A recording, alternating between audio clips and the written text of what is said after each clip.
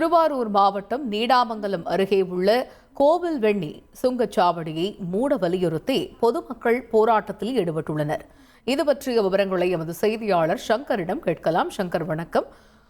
பொதுமக்கள் போராட்டத்தினுடைய பின்னணி என்ன? கூடுதல் விவரங்களை பதிவு செய்யுங்க.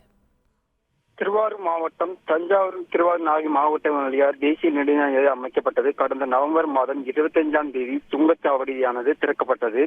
இந்த திறக்கப்பட்ட வாகனங்களுக்கு கட்டணம் வசூலிக்கப்பட்டு வருகிறது. இதனை கண்டித்து விவசாயிகள், நீடாமங்கலம் பகுதி வர்த்தகர்கள், பொதுமக்கள் 2 முறை போராட்டங்கள் நடத்தியுள்ளனர்.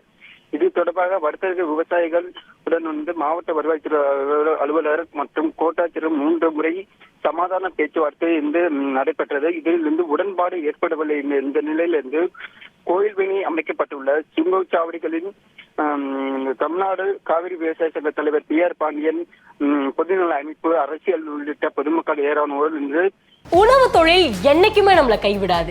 இங்க ஒருத்தர் சைவ உணவகம் நடத்தி மாசம் 5 லட்சம் ரூபாய் சம்பாதிக்கிறார்.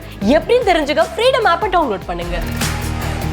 சுங்கச்சாவடியிலிருந்து முற்றுகை போராட்டத்தில் ஈடுபட்டனர். அப்போது திருவாரூர் மாவட்ட கண்காணிப்பாளர் ஜெயக்குமார் தலைமையில் 300க்கும் மேற்பட்ட போலீசார் அங்கு குவிக்கப்பட்டது. போராட்டத்தில் ஈடுபட்டவர்களை தடுத்து நிறுத்தினர். அப்போது அவர்கள் உடனடியாக சாலையில் அமர்ந்து போராட்டத்தில் ஈடுபட்டனர். பின்னர் போலீசார் அவர்களை 200க்கும் மேற்பட்ட பொதுமக்களை போலீசார் கைது செய்து தற்போது தனியார் மண்டபத்தில் அடைத்து வருகின்றனர். அப்போது அவர்கள் என்ன சொல்றாங்கன்னா, இந்த சுங்கச்சாவடியை அகற்றும் வரை எங்களோட போராட்டங்கள் தொடரும் என தெரிவித்தனர்.